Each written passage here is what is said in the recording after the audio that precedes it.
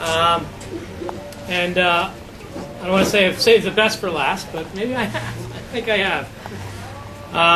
There's a gentleman here in this room who's worked more directly on the medical marijuana campaign, I think, than anyone else.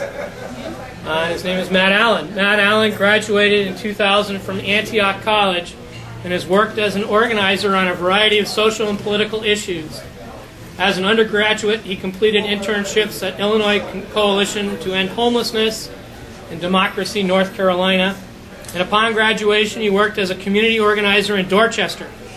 In 2006, Matt began working on changing sentencing for low-level drug offenders in order to increase funding for substance abuse treatment. He formed a coalition in support of diversion to treatment legislation that grew to include the National Alliance of Social Workers, Boston Public Health Coalition, Behavioral Health Services, which is a trade group representing over 80 substance abuse treatment providers, and Mass Bar Association. Over the past several years, he's focused on medical marijuana reform and has encountered similar successes in building a broad coalition of supporters.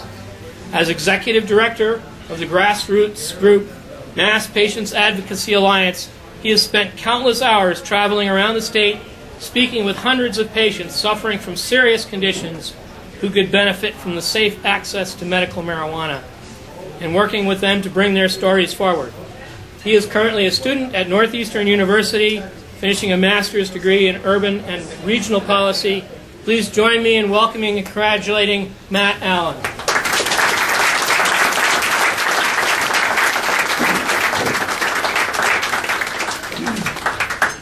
Thank you, Bill. Thank you. I appreciate it. And thanks to everyone here who's supported the Question 3 campaign over the years. And I think it's telling the way that Bill read those profiles off chronologically that I'm relatively new on the scene to compared to a lot of people who have been working on these issues in Massachusetts for decades. So, as most of you know, I direct Mass Patient Advocacy Alliance, and as Bill said, we're the grassroots group of medical marijuana patients and public health professionals, public health groups that have been supporting this reform for a while. And I'm always emphasizing, especially whenever I see any cameras running, that we are a single-issue group supporting solely medical marijuana reform and don't have a broader mission like MassCann has. And I think that even if down the road we do see full legalization of marijuana for all kinds of different uses, that doesn't invalidate the need for a movement of patients and medical professionals advocating for more education in the patient community, advocating for more research in the medical community, and educating doctors and public health groups about why access to medical marijuana is so important. That being said, again, the success we've had at Mass Patients, we formed about 5 years ago, is largely due to a lot of the groundwork that was laid by MassCann, DPFMA, and other groups. The PPQs that have been mentioned a lot have been really huge in allowing us to even get politically at the point where legislators and other supporters are willing to take the issue seriously. And then let alone, of course, there's a lot of people, I see people in this room who came out to volunteer when we were looking for people to call through our membership list, folks that came out and publicized to their friends our regional meetings that we've been having, folks who spoke to the media about the issue, but were willing to reach out and talk to us about the best way to frame the issue to get our message across. And I know that there's no doubt that through the campaign, there's folks in the MassCann leadership who help refer reporters to us and that kind of thing, again, helping us get the kind of message out there that we wanted out there, emphasizing the stories of patients who really could benefit from this. Moving forward, I certainly don't want to get into a question and answer about the initiative because that's not what we're here for. Moving forward, there is a lot of work we have to do. I'm not that hard to get a hold of. We're going to be doing regional meetings around the state to answer people's questions. You can visit us at masspatients.org to find out more about those upcoming meetings. We're meeting in Worcester, actually, doing a similar holiday party meeting to just let people know that we're out there and answer questions. We'll be at the YWCA in Worcester at 1 o'clock tomorrow with an open meeting for our membership. And it's kind of strange to.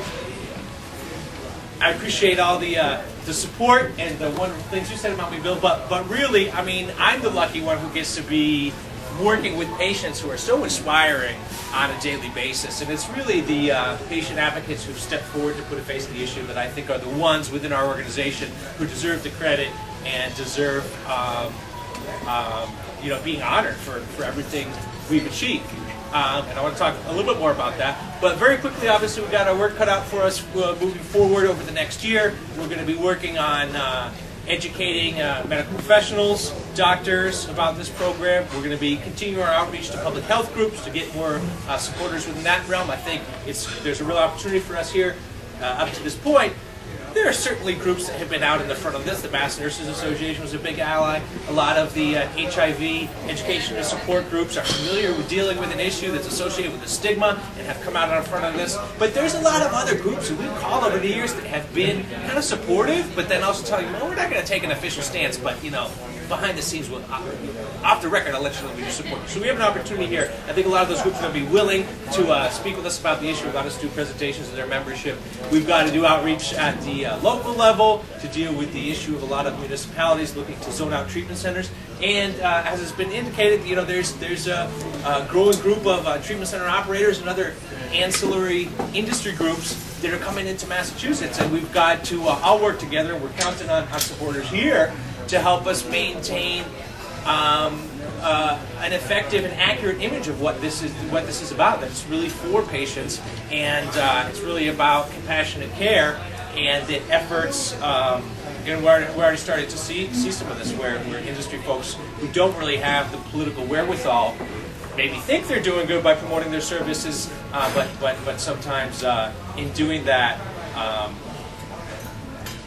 Kind of confirm the worst fears about what we've heard from opponents about what can happen if the system is not implemented effectively and regulated highly.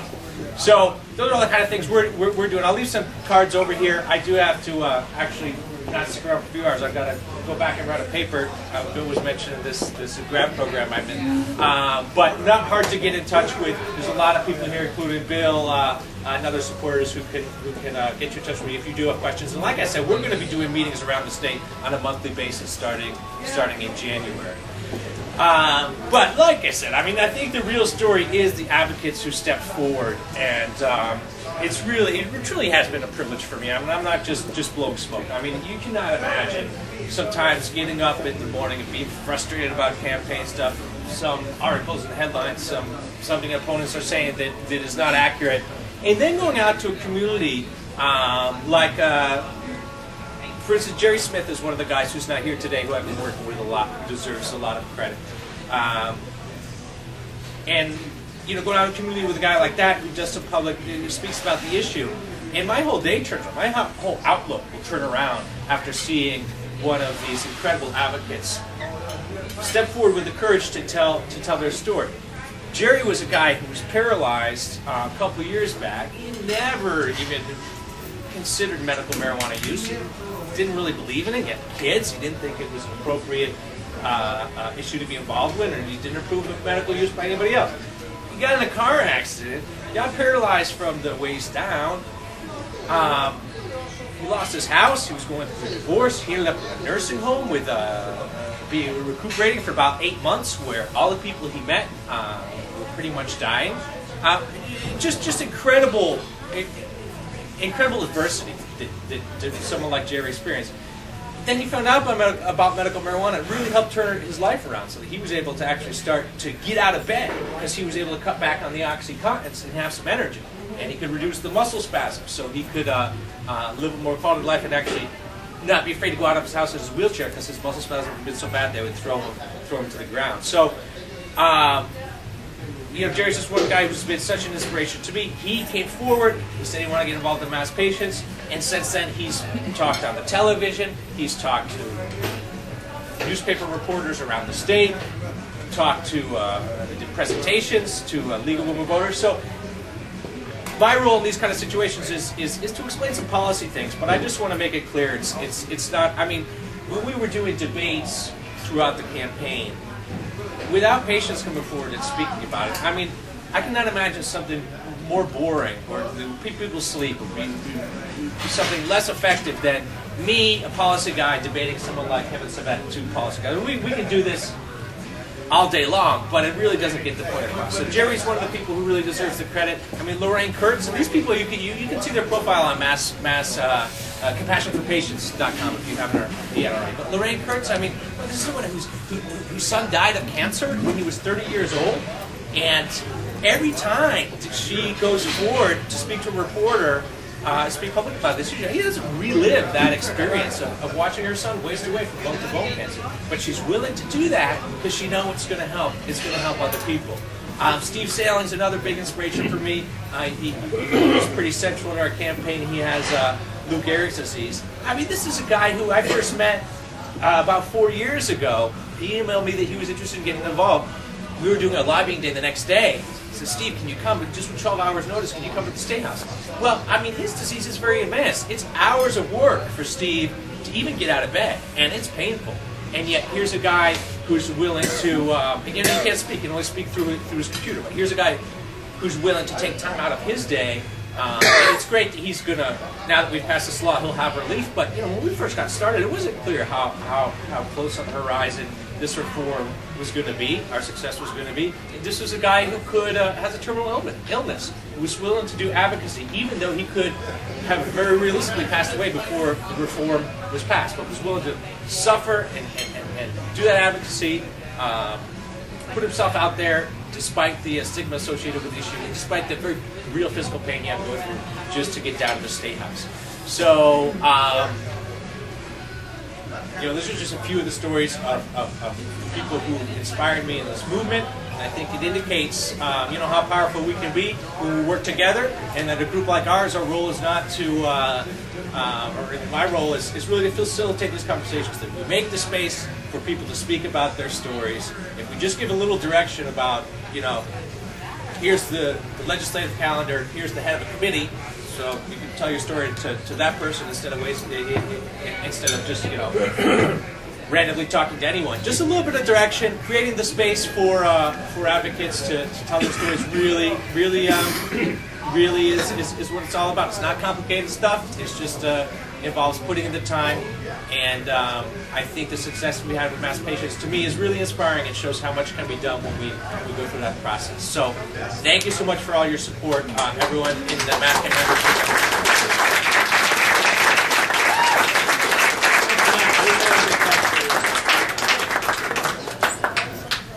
All right, well, those are our 4 honorees, and that's kind of the end of our meeting. Now, nobody has to leave. The restaurant has assured me that they have plenty of liquor and that they have plenty of food, so you're all welcome to stay.